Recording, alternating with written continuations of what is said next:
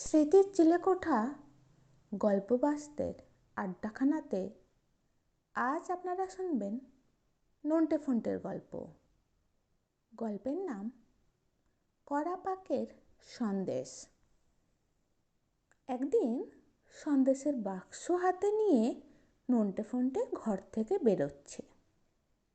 ফন্টে বলল, চল চুপচাপ ঘরে গিয়ে মাসিমার পাঠানো এই কড়া পাক সন্দেশের সদ্ব্যবহার করি।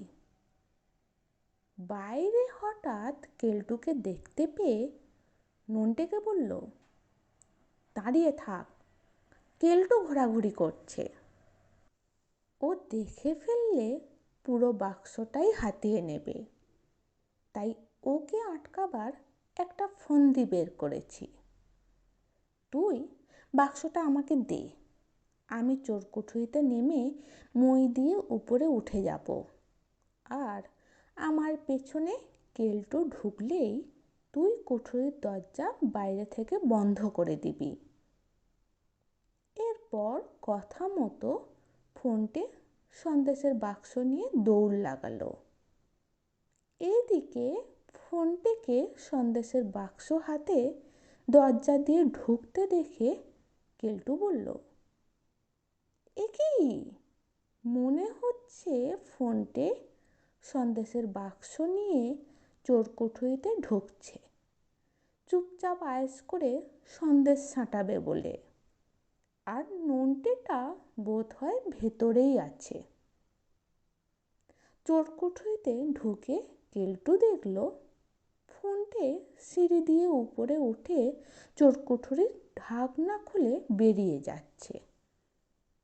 তাই দেখে কেলটু বলল, ধ্যাৎ, ও চোরকুঠুরির উপরের ঢাকনা খুলে বেরিয়ে যাচ্ছে।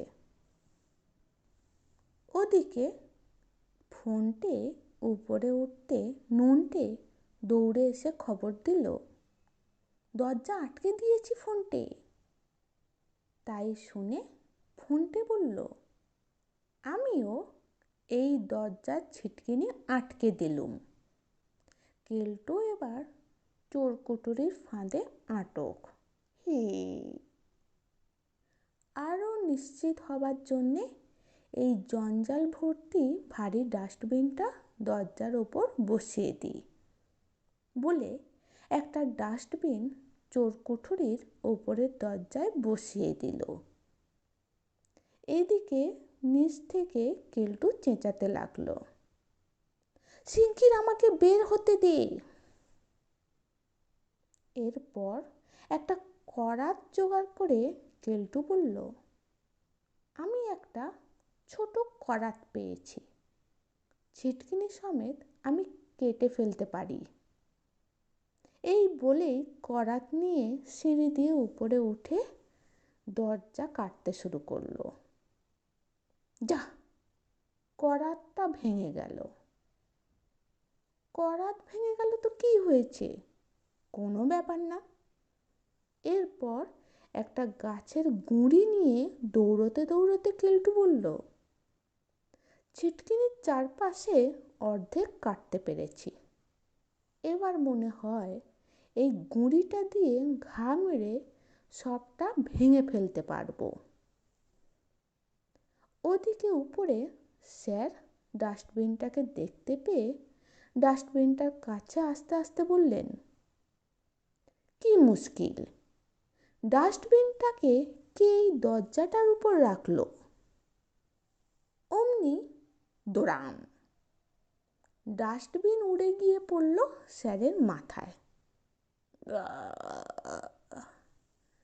দরজা ভেঙে উপরে উঠে ডাস্টবিন হাতে স্যারকে দেখতে পেয়ে কেলটু দৌড়তে দৌড়তে বলল, ওরে বাবা, এই যে সুপারিনটেন্ডেন্ট স্যার, ঝট সে সরে পড়তে হবে।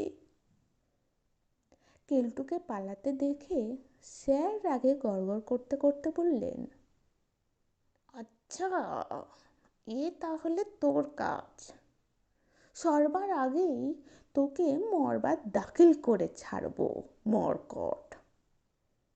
এই বলেই দৌড়ে গিয়ে স্যার ডাস্টবিনটা দিয়ে কেলটুর মাথায় সজোরে আঘাত করলেন। ঠনাত! ডাস্টবিনের ঘায়ে কেলটু কুঁকিয়ে উঠল। গেছি রে! নন্টে ফন্টে আড়াল থেকে এই দৃশ্য দেখল। এরপর ফন্টে বলল, স্যার ক্ষিপ্ত হয়ে যে কাজে লিপ্ত হয়েছে তা শেষ হতে ঢের সময় লাগবে। চল, এবার আমরা আমাদের ঘরে গিয়ে বেশ তরিবধ করে সন্দেশের সদ্গতি করি। এবং বেশ নিশ্চিন্তে নন্টে হাসতে হাসতে বলল, কেমন লাগলো আজকের গল্প? যদি ভালো লেগে থাকে তাহলে লাইক করবেন, শেয়ার করবেন। আর এই ধরনের আরও নানান স্বাদের গল্প শুনতে চাইলে স্মৃতির চিলেকোঠা চ্যানেলটাকে সাবস্ক্রাইব করে আমাদের সঙ্গে থাকবেন। ভালো থাকবেন।